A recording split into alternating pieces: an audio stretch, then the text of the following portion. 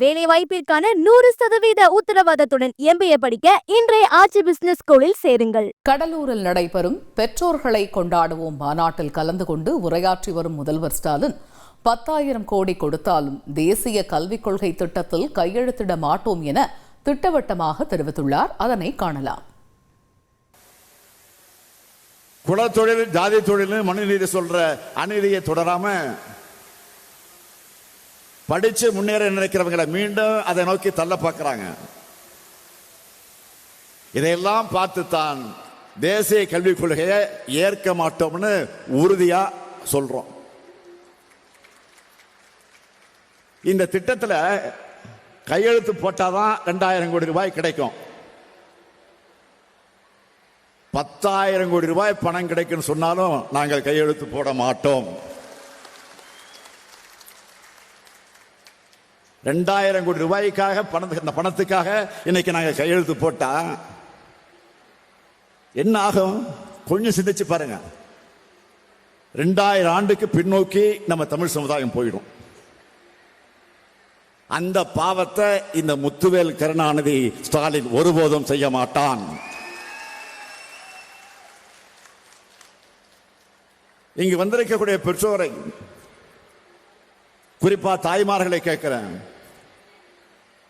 உங்க குழந்தைகளோட திறமை வளரணுமா இல்ல 3வது மணி திணிக்கப்பட்டு ஒவ்வொரு வகுப்பிலையும் படிப்பு தடைபடணுமா? நம்ம குழந்தைகளை திறமை வளரணும்னு தானே நினைப்பீங்க. இன்னும் தெளிவா சொல்றேன், நாம் எந்த மொழிக்கும் எதிரி அல்ல. இந்தி மொழியும் நமக்கு எதிரி அல்ல.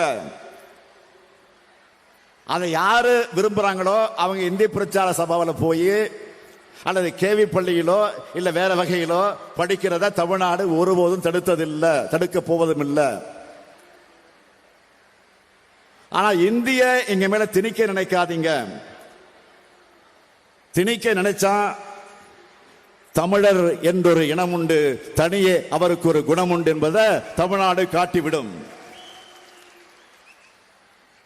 இருமொழி கொள்கையாளர் தமிழ்நாட்டு மாணவர்களுடைய திறமை எந்த அளவுக்கு வளர்ந்திருக்கு என்பதை உலகம் முழுக்க வாழக்கூடிய தமிழர்கள் நிரூபிச்சுட்டு இருக்காங்க. ஒன்றிய கல்வி அமைச்சர் கேட்கிறாரு, எல்லா மாநிலங்களும் மும்மொழி கொள்கையும் தேசிய கல்விக் கொள்கையும் ஏத்துக்கிட்ட நிலையில தமிழ்நாடு மட்டும் ஏன் ஏத்துக்கல அப்படின்னு கேட்கிறாரு. அவருக்கு நான் சொல்றேன், இது தமிழ்நாடு. உயர்தனை செம்மொழிய தாய்மொழியாக கொண்ட பெருமைக்குரியவர்கள் தமிழர்கள். எங்கள் உயிரை விட மேலாக தமிழை மதிக்கிறவங்க நாங்க. எங்கள் மொழியை அழிக்க எந்த ஆதிக்க மொழியை நினைச்சாலும் அதை அனுமதிக்க மாட்டோம். இந்தியாவினுடைய குடியரசு துணைத் தலைவர் ஒரு கருத்தை நேற்று நாளிதழில் வெளியிட்டிருக்கிறார். அவர் சொல்லுகிறார், ஒரு நிலத்தை கைப்பற்றுவதற்கு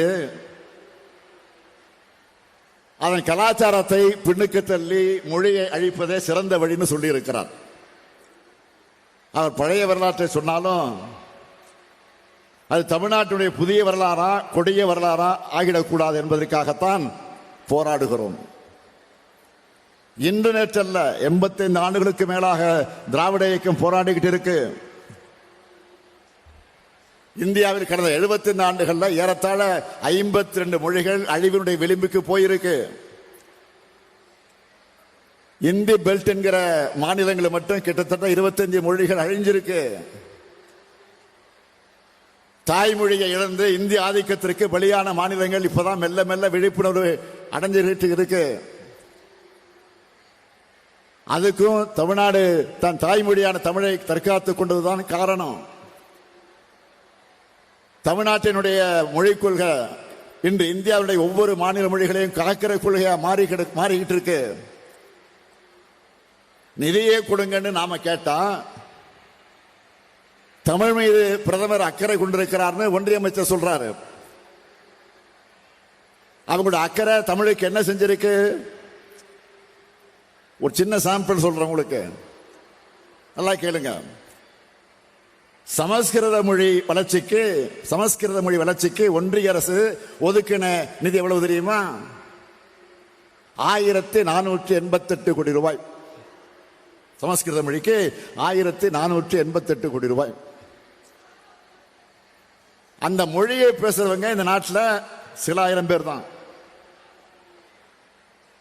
8 கோடி மக்கள் பேசுற நம் தமிழ் மொழி வளர்ச்சிக்கு ஒதுக்கின நிதி எவ்வளவு தெரியுமா? வெறும் 74 கோடி ரூபாய். இதுதான் நீங்க தமிழை வளர்க்கிற லட்சணமா? நான் உங்களுக்கு உறுதி கொடுக்கிறேன்,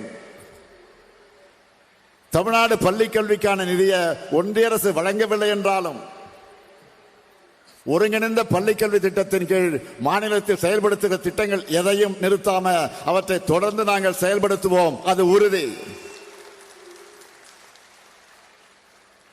திராவிட கருத்தியல் கொள்கையால் தான் நாம் இன்றைக்கு இத்தனை பெரிய வளர்ச்சியை பெற்றிருக்கிறோம்.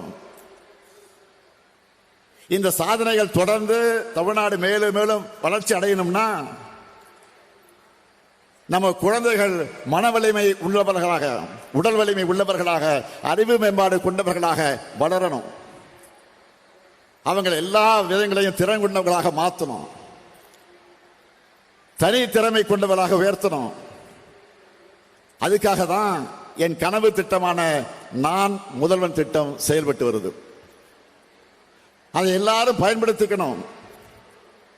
நான் உங்களுக்கெல்லாம் வைக்கிற ஒரு வேண்டுகோள்,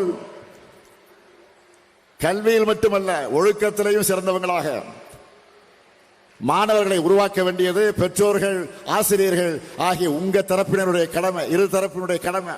வேலை வாய்ப்பிற்கான 100% உத்தரவாதத்துடன் MBA படிக்க இன்றைய ஆச்சி பிசினஸ் ஸ்கூலில் சேருங்கள்.